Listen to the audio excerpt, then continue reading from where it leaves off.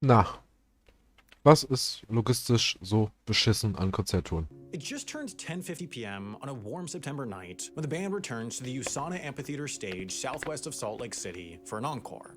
Though they make it seem spontaneous, the move is, of course, planned, and the song had, of course, already been picked. It's the perfect send-off that will leave the crowd buzzing and keep the band from violating the venue's strict 11 p.m. curfew. But as the show ends and the audience makes its way to the exits, another meticulously choreographed and time-sensitive show begins, one with far less fanfare. The tour's next stop is Ball Arena in Denver, 522 miles or 840 kilometers away, and that concert starts in exactly 21 hours. So now it's all hands on deck to get the band, their set, and their double-digit crew to Colorado on time. Really, this process of getting the band and company from Salt Lake to Denver, began a few hours ago when the tour manager headed into their backstage office along with the venue's promoter, carrying record of the night's box office receipts to hash out the money splits from ticket and merch sales to utilities and even clean towel fees before coming to a final settlement. While an unspectacular process of crossing T's and dotting I's, it's this step that makes the tour possible and really more than anything else, fuels the music economy today. The USANA Amphitheater, after all, holds a maximum of 20,000 guests. That's 20,000 potential ticket sales, of which the band will receive an already agreed upon split somewhere in the ballpark of 85%. Once the money's settled and the band's finished, though, all attention focuses on the loadout. To be playing venues like the USANA Amphitheater and Ball Arena, the band has to be big, and big bands tour with big staffs. This group, like most touring groups of its size, is broken into three groups. There's the A party, made up of the artists and their inner circle, the B party, made up of the band, dancers, and backup vocalists, and the C party, or the crew, from guitar techs to pyrotechnic Alles specialists. andere. To maximize overall efficiency and the comfort of some, each party's taking a slightly different path to Denver. For the A party, it's off the stage, and depending on timing, grabbing something to eat or a shower, then heading straight north in hired Suburbans to the Atlantic Aviation FBO at Salt Lake City International Airport, where a chartered jet is waiting. For the rest of the onstage talent, the turnaround is nearly just as quick. Dancers, background vocalists, and additional band members load onto tour buses that, depending on the configuration that the tour manager settled on months prior, can carry up to 12 people spread across 2 aisles of triple stacked bunks. They're off the stage and out the door quick, but won't be seeing the other side of the Rockies until they wake up the next morning. For the C party, what they brought out and put together only hours earlier now needs to be returned into their cases and rolled back into their trailers in a precisely efficient order before they too hit the road. Under the oversight of production and stage managers, guitar techs carefully pack up guitars and riggers carefully dismantle the set. With the turnaround being so sharp, roadies working on the tour are joined by a hired set of local stagehands who help pack out everything from the band's audiovisual assets to the tour manager's office onto the trailers backed up against backstage. Once the venue's cleared, the C party, like the B party a couple hours ahead, jumps onto tour buses headed east, where showers and clean towels await them at the arena. And now the time crunch shifts from the crew to its drivers. Deine 12 None Wochen of the Tour. truck or bus drivers saw the band's show in Utah. They were sleeping. In fact, not until the show's end did those who were driving the B party even check out of their hotels. And only after the show's conclusion did they begin their systems check, inspecting tires and timing belts before warming up the bus. They've waited until the very last minutes because their driving time is incredibly precious. By law, they can only drive for 10 hours before they take a required 8-hour rest period, and with the electronic logging devices built into their dashboards and tracking the bus's every move, there's simply no cheating the 10-hour limit. Phasing down 500 plus miles on the Rocky Mountain Range, Denver stretches the limits of what's possible when adding in stops, morning rush hour traffic, and the potential of anything unpredictable. Move the bus too early, and the next night's concert might get stuck on the side of the road short of the destination in Denver. Now, to an outsider, the loadout process might look chaotic, and the pace of the tour may seem unsustainable or unmanageable. But though grueling and exhaustingly complicated, these massive nationwide tours function remarkably smoothly considering the variety of variables. And they have to. There's too much on the line for them not to. This is where bands make their money, and this is where deadlines are their absolute toughest. A band can't simply reschedule in the middle of a tour during the middle of the busy summer season. To make these tours run smoothly then, their managers leave no stone unturned. To minimize the chaos and limit potential mistakes, the band's tour began perhaps a month or two prior on the West Coast and had been in the works for upwards of a year. Knowing that dates fill quickly during the summer, their agent began negotiating fees and revenue splits with interested venues in the fall or winter prior, passing back and forth drafts of deal memos like these before ultimately coming to an agreement. With the concert dates penciled in and a spot to rehearse for a few days prior identified somewhere in Southern California, the tour manager then sent their dates along to truck and bus leasing companies to go back and forth on price and configuration that best matched the band's needs.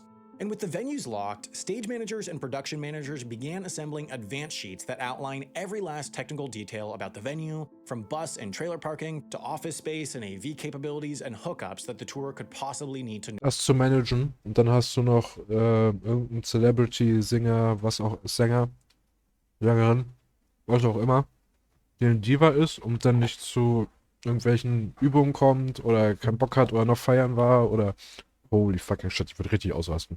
Know beforehand.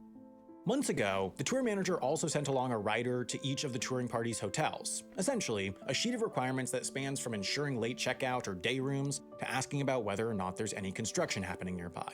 If meals are to be eaten at the hotel, dietary restrictions are communicated through this document, as are allergies or ETAs, or even how room keys should be packaged and distributed. If the crew has an off day, it's important to find out what the bus parking nearby looks like and what's nearby for the crew to do. And if the band's famous enough, a likely scenario given the size of this tour, a rider will inform the hotel that access to back doors and service elevators will be required.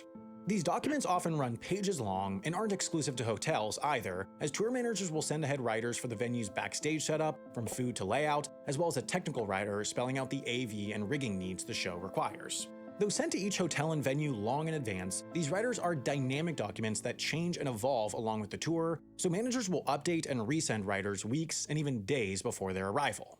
While the artists would have arrived at Centennial Airport in the early hours of the morning and quickly transferred to their hotel, the rest of the tour's day begins around 9 a.m., laying in their bunks as their bus comes to a rest beside the loading dock of Denver's Ball Arena.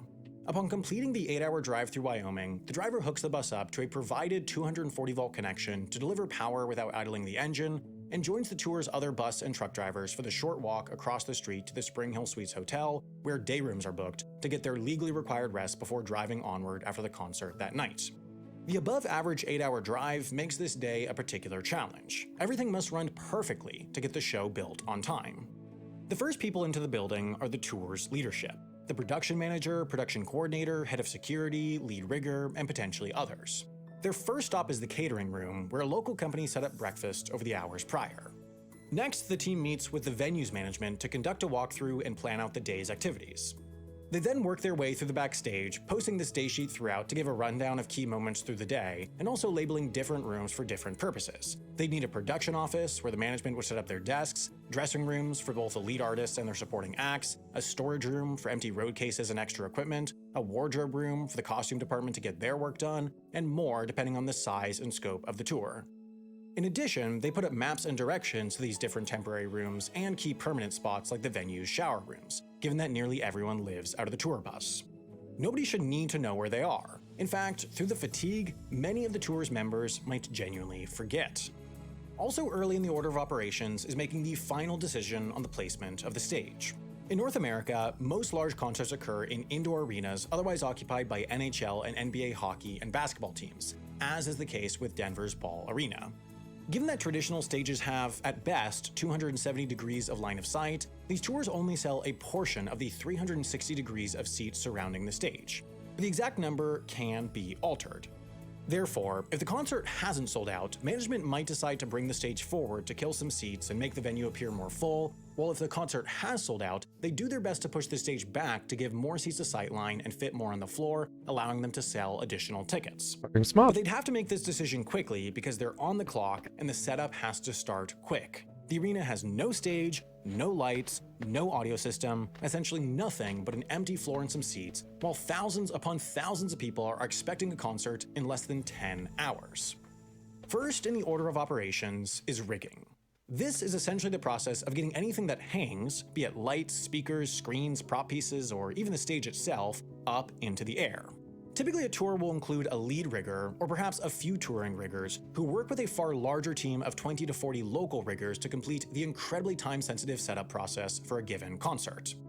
It starts with chalking out the floor, essentially marking the exact spot on the ground where a motor should hang above.